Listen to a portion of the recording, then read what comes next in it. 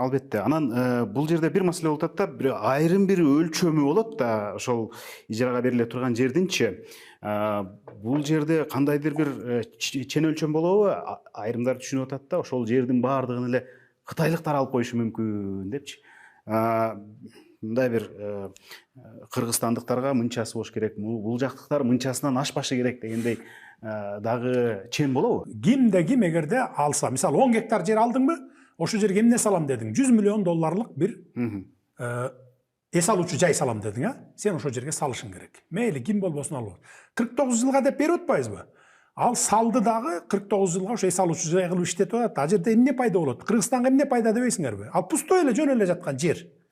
Ал жерде биринчиден рабочий место пайда болот, экинчиден салыктар түшөт, үчүнчүдөн туристтер келет, алардан түшөт, мисалы да. Ооба. Анан ошентип эле мамлекетке ал жерден пайда болуп атпайбы? Анан 100 миллион салып бүткүчө эле сен бир 30 миллион пайда көрүп коесуң мамлекет. Ал салып бүткүчөктү чейин эле. Ал жерде курулуш материалдарын сатып алат, андан салык төлөйт. Анан 12% салык бар, ошентип отуруп бир 25-30%ын сен салып бүткүчө эле пайда көрүп атпайсыңбы? Андан кийин түбөлүк ошо 49 жыл бою мамлекетте калат да, ал иштеп атпайбы, иштеп берип атпайбы? Салык төлөп атпайбы мисалы? Туурабы же туура эмеспи? Ал жерде жумуш орундары менен камсыз болот. Анан 49 жылдан кийин таштайт да кетет да мисалы. Аны көтөрүп кетпейт да ошол жерде салган нерсесин. Чет өлкөлүк жумушчулар келип иштеп көбөйүп кетишти аябай. Биз иштей албай калдык деп нааразылыктар жазылып атпайбы? Мына ушундан улам айтып атам да.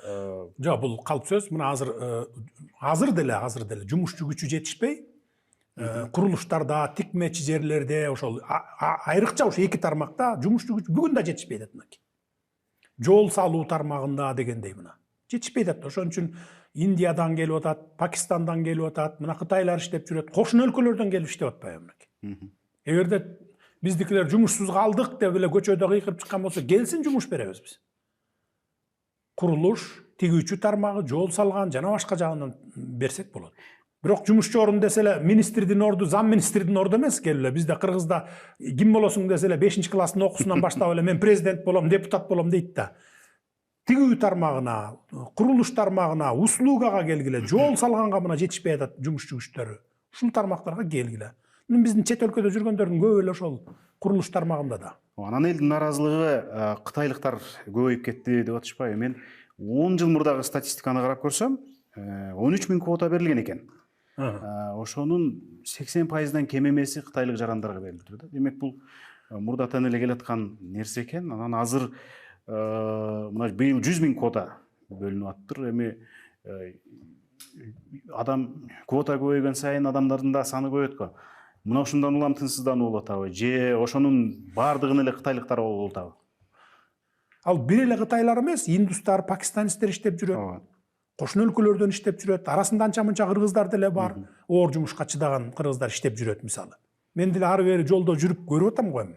Мен бекинип алып эле бир кабинетте отурган жерим жок. Ошон үчүн ошондой да. Анан эми кытайлар десе эле, булар эми баягы Кытай маселесин кимдер качайт этип атат дебейсизби? Жерде бир тышкы күчтөр бар. Анан ички баягы ичи чаарлар дагы бар да. Бул темир жол бүтпөй калыш керек. Анан могу көпүрө бүтпөй калыш керек. Анан могу жол бүтпөй калыш керек деген. Анан Кытай деп эле Кытай басып кетти, Кытай көбөйүп кетти. Окуй эле Кытай деп. Кытайдан не жамандык көрдүк биз? Мисалы мына Бишкектеги жанакы эле таштанды заводун алалы. Өмүр бою мына 100 жыл десем жаңылышпайм, Бишкек шаары пайда болгондон баштап түтөп жатпадык белек. Туурабы же туура эмеспи? Ооба. Азыр аны түтүндү жоготуп, мусорду жоготуп, таштандыны жоготуп, күйгүзгөндөн тышкары 2 пайда алып атпайбызбы? Аны бир пайдабы, экинчи пайда 30 мегаватт электр энергия берип атпайбы? Тазабы, экологиялык таза нерсени кылат. Ошону сен экөөбүз кура алат белек, айтчы. Кура алат белек, айтчы бир. Мен билбейм. Бир турбасын орното алат белең сен барып туруп ошол жерде. Могу турба могу жерде туруш керек деп. Же эми айтсаңыз эми мен сизге суроо берип атам деп. Мен өндүрүшчү эмесмин да, мен журналистмин. Тил мындай да түрк. Ооба. Ишпесе жок. Ал менин кесибим. Жок да, биз сала албайбыз да аны. Анын системасын да билбейбиз да. Алар келди, 550 Кытай келип туруп салып берди. Анан анын баары кетти да, 5 Кытай калды. Азыр жанакы аппаратта отуруп кантип иштетиш керек экенин биздин кыргыздарга үйрөтүп атат мына. Дагы жарым жыл, 1 жылдан кийин 5 кетет, жалгыз 100% өзүбүз калып башкарып атпайбызбы?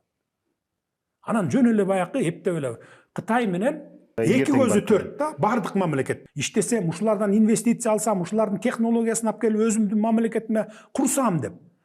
Анан биз кошуна туруп, ошону пайдалана албайбызбы? Пайдаланалы да. Кытай менен биздин чек ара бүткөн. 1 квадрат метр талаш жерибиз жок. Эл аралык бир мындай бир маселебиз жок, талаш тартыш. Пайдаланалыбы ошону? Пайдаланалы да. Кытайдан биз 100 жыл артта калып калбадыкпы? Эң болбогондо ошо алдыда келаткан бир 20 жылда бир кубалап жетип алалы да, бир 20 жылга чейин. Кытайдан 20 жыл артта калдык деп. Мына кошуна өлкөлөрдөн эле 10 жыл артта калып калып атпайбызбы? Калып калбадыкпы мынакей? Мына эми телчип чуркап баштадык мынакей. Экономикалык жагынан, башка жагынан, ички тышкы саясаттан дегендей стабилдүүлүк пайда болгону, инвесторлор келип ататындай. Кытайга жетпей жүрөт башка мамлекеттер. Биз болсок Кытайды чанабыз келип. Темир жол бүтпөй калса, өмүр бою ар бир кыргыз, 7,5 миллион кыргыз болсо, ар бир кыргыз арманда каласыңар. Миңдеген жылдар бою.